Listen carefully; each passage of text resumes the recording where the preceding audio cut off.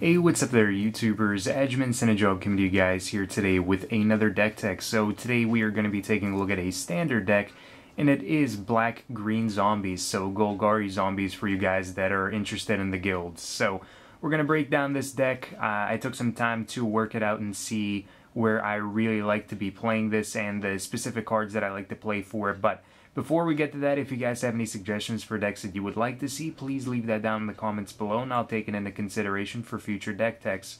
And also remember to check out the playlist down in the description below where I have a archive of all the previous decks that I've covered, and you guys can use that as a reference. Maybe I already covered something that you suggested. So we are going to start this off here with the land base.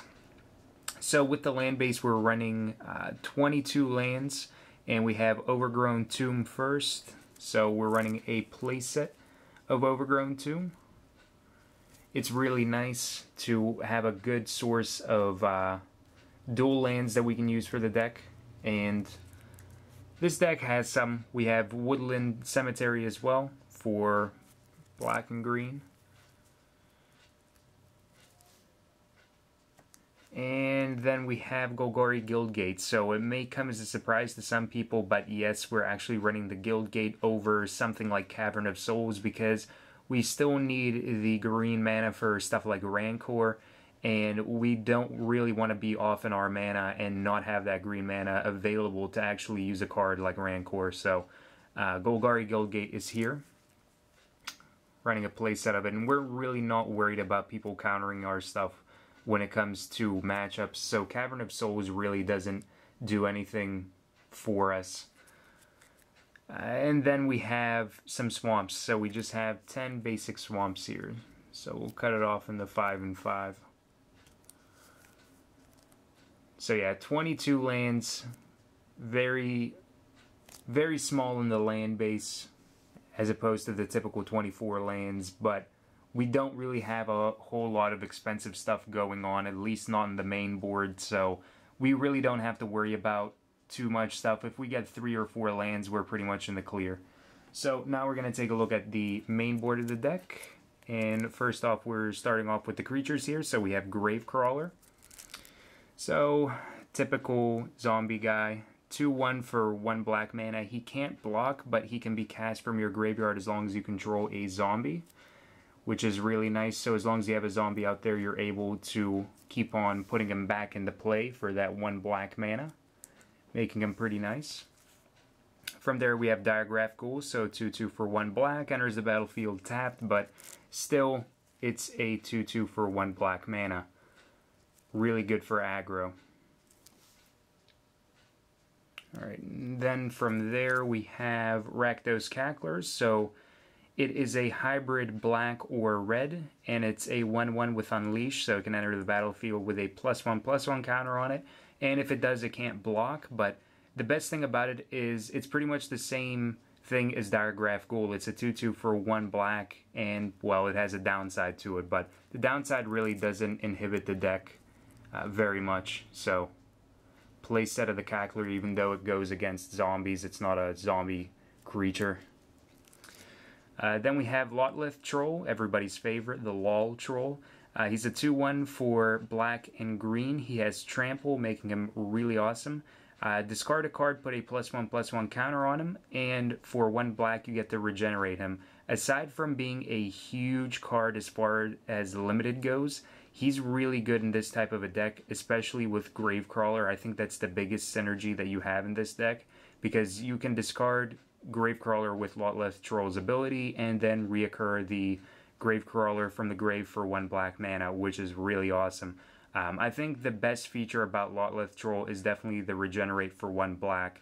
Having regenerate is really huge, and having it for that cheap is really amazing. So, running a playset of the Troll. Put him down there. From there, we have Highborn Ghoul, so we're running 3, and it's a 2-1 for double black, and it has Intimidate. The best thing about this card is it's not just a vanilla creature, it's not just like a 2-1 for 2 mana. It also has Intimidate, so creatures that are not black and are not artifacts won't be able to block it. So it's another way to get in really cheap damage just based on the fact that your opponent doesn't have things that are in the same color to actually be able to block it. And aside from that, people might consider running Blood Artist, and I don't think that's necessarily the right call for a deck like this one, because in deck types like Black-Red Zombies, which I will be covering on the channel, I think that they have the better shot of running a card like the Blood Artist, but in this deck, we don't want our things to die. If they die, it's not intentional. It just happens because our opponent has the upper hand in that situation. And we really just want to play off of more creatures that have aggro and just kind of contribute a little bit more to getting there quicker. So we have the 3 Highborn Ghouls, and also I guess the one thing that he has over Blood Artist is that he's actually a zombie, so you can actually have him play him and then be able to get back Gravecrawler, where if you play Blood Artist, it's a vampire, so you can't get back that Gravecrawler off of it. But I think the better call is Highborn Ghoul in this type of a deck over Blood Artist.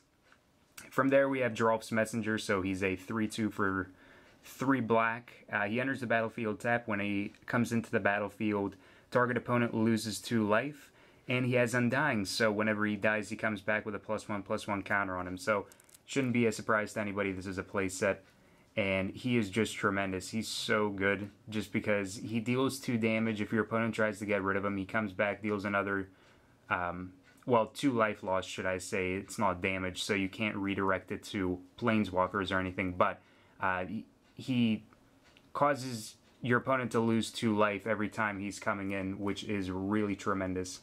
So, play set of the Gravecrawler. From there we have the Dreg Mangler, so 3/3 for 3 mana. Again, it's another pretty spot-on creature for a 3-drop. 3/3 for 3, haste, and scavenge. I don't think the scavenge is as relevant, but if you get to that 5 mana and you're pretty much at a standstill where you can't do anything else, the scavenge is there. You can use it.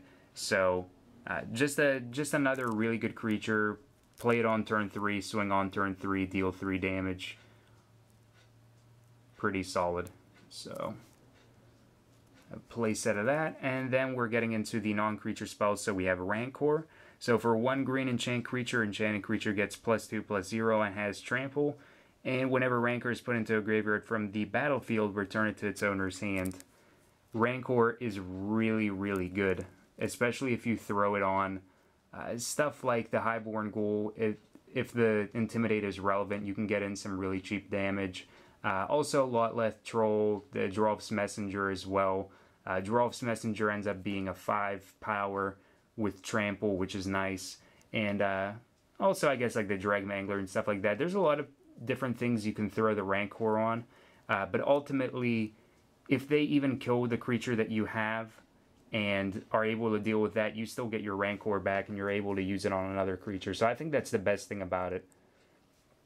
From there, we have Crippling Blight. So it's a 1 black enchant creature. And the enchanted creature gets -1/-1 and can't block. So this card is being used as a playset in the deck as well. And this was something that I wasn't so inclined to trying to use at first, but the more I started using it and playtesting with it, it ended up being really, really good.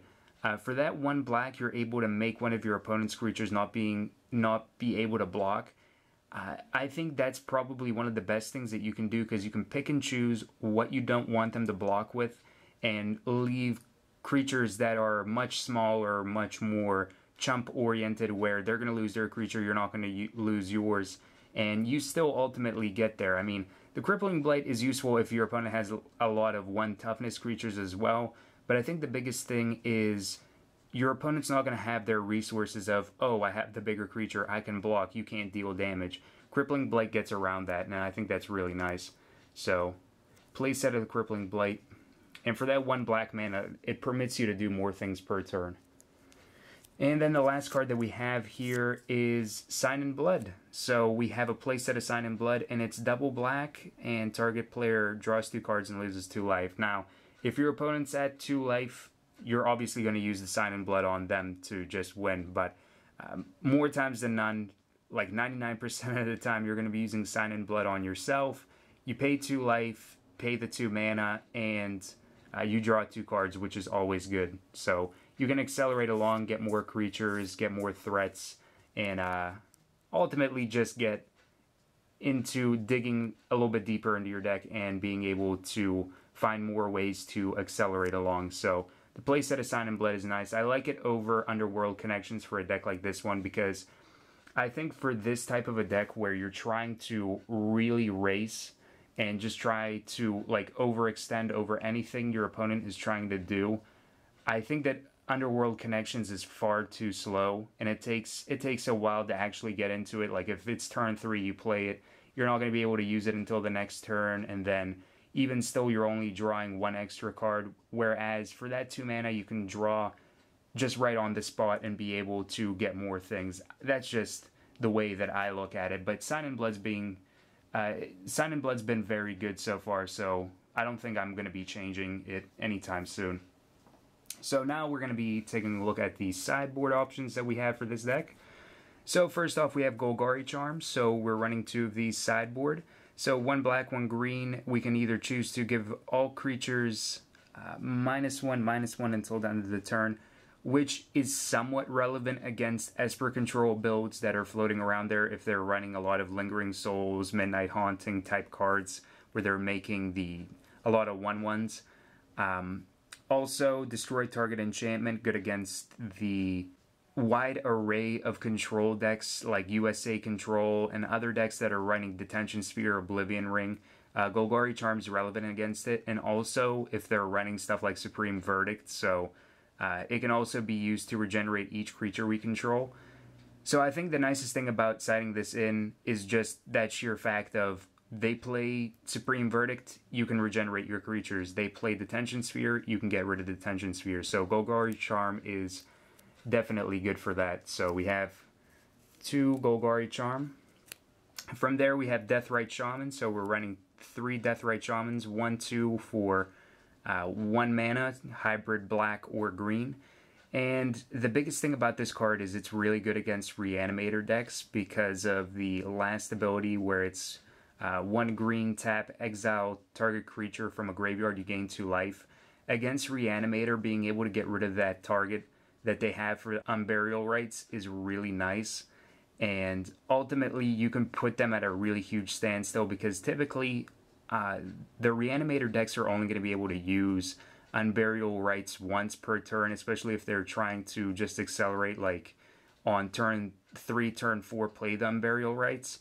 Deathrite Shaman is going to really just stop that from happening by getting rid of any potential things they're trying to get back.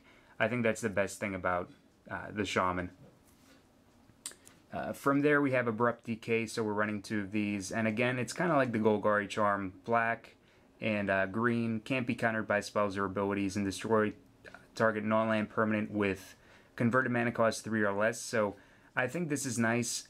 Also against stuff like Control, where you're getting rid of Detention Spheres, but I more so like it for weenie builds, like White Weenie and the human builds as well, because it's another really cheap kill spell, and if they try to do some type of removal, like Oblivion Ring or Detention Sphere, you have the upper hand with Abrupt Decay to get rid of that, card. Also, I guess like Fiend Hunter as well, because they'll play that, but Abrupt Decay is really good against a lot of really small converted mana cost creatures that you can get rid of. So it's pretty much a kill spell, but if we like desperately need more sources of enchantment hate, Abrupt Decay is there, but I've never really found it necessary to have more enchantment hate aside from Golgari Charm.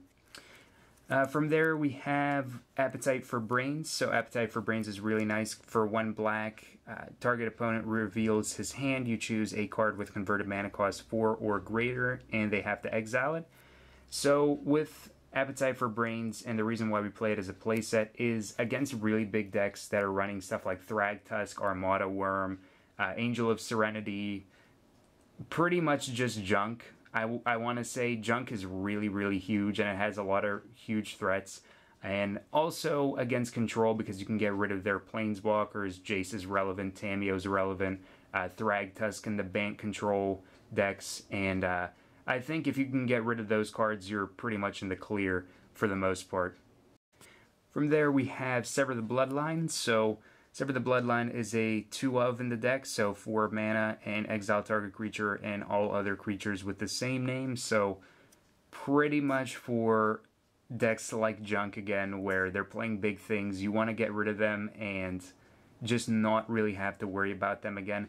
It also has a flashback for 7, which is really outlandish for this type of a deck, especially if you're running 22 lands. Getting the 7 lands is really, really tough. Like, it's almost never going to happen in a game unless it's really at a standstill where your opponent's able to lock you down to the point where you really can't do anything. The Sever the Bloodline is just really good for casting it for its regular casting cost, and for 4 mana getting rid of a really big threat and possibly other copies that your opponent has. So 2 of the Sever the Bloodline, and the last card that we have here is Thragtusk. So just like any other deck with an outlet to green, we're still going to be running Thragtusk in the sideboard, because any other decks that are on the same boat as us, where they're trying to use aggro tactics and are trying to outrace us, we side in Thragtusk, and if we're able to actually get them to resolve, that's going to put them back a pretty sizable bit. Gaining back 5 life and still having a 5/3 creature is really nice. So we run 2 Thragtusks for any type of aggro variants that are somewhat faster than us, or are trying to be faster, or maybe get better resolutions and better synergy. Stuff like black-red zombies. Black-red zombies, I think, is a little bit quicker on what they're actually able to do over black-green zombies, but black-green zombies has more control. It's a little bit more slow-paced, but ultimately it still gets there just a little bit later after black-red, but it has more consistency, I think. So that's the deck, the main board and the sideboard. If you guys have any questions about stuff, leave it in the comments down below. The entire deck list is in the description. Remember to check out the playlist with all the decks that I've previously covered. And if you guys enjoyed this video, please be sure to like, favorite, and subscribe for more daily Magic the Gathering content. Until next time, guys, have a wonderful, fun-filled Magic the Gathering day.